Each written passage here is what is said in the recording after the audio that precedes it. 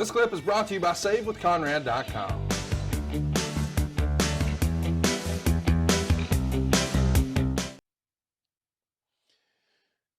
Oh, boy, Barron, again, just moving slow. Big Bill Tabb in here. Bill Tabb was a pretty jacked guy.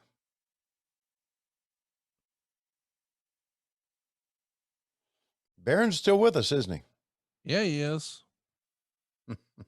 Still kicking, baby. He's got to be, what, in his 80s? God. Just,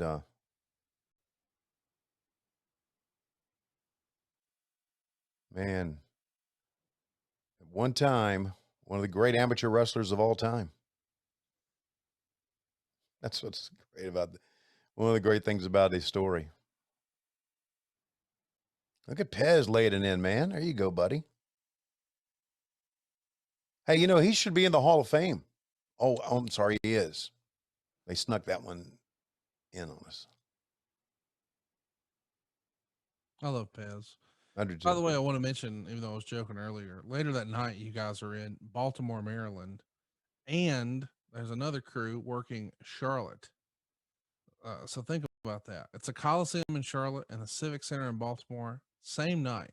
Mm. So in Baltimore, it's Ron Garvin and Arn Anderson in action. We've also got the Road Warriors taking on the Russians in a chain match. We've got the Midnight Express against Manning and Hector.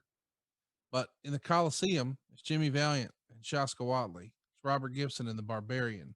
It's Magnum and the Baron. It's Jimmy Garvin and Wahoo. It's Dusty and Tully Blanchard in a no time limit Texas death match, which is a big deal, obviously. Mm. And then in the main event, a 60-minute time limit draw with Ric Flair and Ricky Morton. And how about this for a sentence? Flair kicked out of a Hurricane Rana just before the time limit expired. A Hurricane Rana. It's 1986, you motherfuckers. Wow.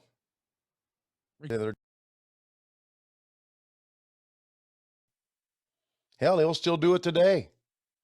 Yeah, he was doing it in 86, and he'll do it in 21. He don't care. Yeah, but even though he's in his 80s now, what does he care, man? Yeah, he's 84, just celebrated his 84th birthday. Right. But 35 years later, he don't give a shit. He'll Hurricane Rana your whole family. Exactly. You're in a Canadian destroyer, he ain't scared of that neither. You're damn right. He can do it, buddy.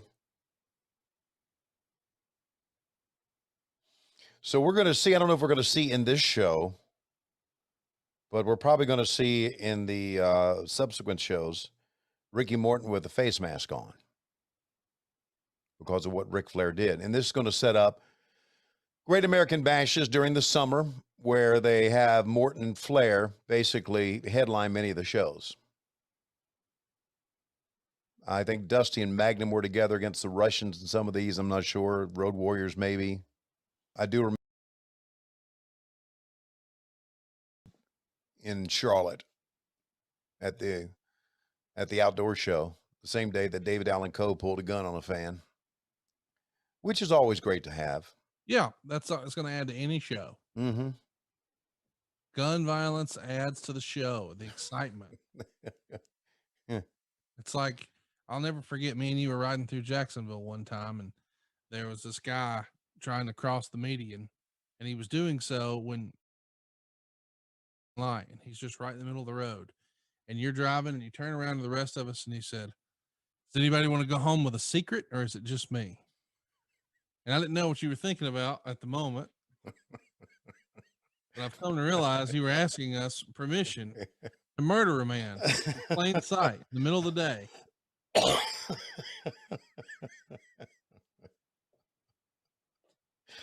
Now you've crossed the line there, you piece of shit. What? You love secrets. Yeah, but not those secrets. Oh, God, the shit I'll let you get away with here. Hey, Tony, got a quick question for you. Yeah, go ahead. When you left WWE. Yeah. And you moved back down south. Yeah. Use boxes or trash bags? Use boxes. That's the normal way to do things. It's if you just put somebody's stuff in a trash bag, that's really disrespectful. Well, he got fired for it. What'd you make of that news over the weekend that your old great close personal friend Mark Carano had been let go? First of all, I've only talked to Mark on the phone twice. I've never met him. He said that when I talked to him one time, he said, we met in person a long time ago. I said, yeah, we did. And he said, yeah. So I don't, I can't comment either way on it because I don't know him. But I do know there were a number of people that rejoiced in that. And there were also a number of people that said, you know what? I liked him. So I don't know really how to comment on that. Well, two things. Running talent relations has got to be the worst job in WWE. No question. You're in the heat position. You're Mhm. told to do things that you don't want to do, wish you didn't have to do. Right. Like being fired, I'm sure, sucks. Sure. Firing people, that sucks too. Nobody Sure. wants to do that. Right. But I get when you're on the other end of that, you just think that person's a motherfucker. Turns out he probably didn't make that decision. Someone said, hey, go fire this person. Sure. So I only knew him in a social setting. You know, Rick liked to schmooze the talent relations crew. So I got to hang out with Nicole and Carano several times. Mm-hmm. Brown, a bunch of those folks. Yeah. He was a great drinking buddy. Super funny, witty, Mm-hmm. good drinking buddy. Love There you sports, blah, blah, blah. But Mm-hmm. I know a lot of people had a less than favorable experience. But I wonder how much of that just comes back to the job, you know? I'm sure it comes back to the job because you know who had that job for a long, long time was JR. Yep. And JR garnered a lot of heat, not because of who he was or what he did, but what he had to do. Well, he took- also loves heat. Heat is Well, yeah, love. right. But he, you know, he also told me the story about when they fired Buff Bagwell, that Vince told him, you need to fire Buff Bagwell. And JR says, oh, what do I tell him? And the response from Vince was, I don't care what you tell him. Yeah. He's gone. So, right. So you're talking about a thankless job. You want to approach a guy, you're going to lose your job, but you don't know what to tell him. Right. So I get it, man. It's a tough job, but is that why he got fired, because of the trash bag? Well, he had technically been replaced by Johnny Ace in talent relations, Right. and had moved to Florida. I suspect that this is one of those. Yeah. Well, we got to pin it on somebody type of deals. Yeah. And we were kind of done here anyway, and he was kind of semi-retired. I don't know. Yeah. You know, sometimes you gotta own up to your own shit. And there's obviously people in front offices somewhere that don't. I can't wait to hear what Pez has to say about all this. You know, when you have a war, you have to have two sides. Well, Valiant has made it obvious that he wants to retire. Got here, two of our great warriors, two men here. I am going to let Shaska talk to you. Remember, Shaska, your ex-bodyguard. Me, Valiant.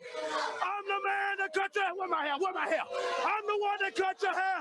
And Barrett, he the one that's going to crush your brain. And I'm going to tell you what, with the ingenious leadership, that's right, little boss. We are going to destroy you. Shut up, boy, I ain't through talking. And I'm going to tell you another thing. If you think we ain't serious, if you think we don't mean nothing, step into the ring with us, sucker! Pharaoh! This is Ricky! Man, Valiant, you are at the top of Paul Jones' list. And there are others waiting to be dealt with.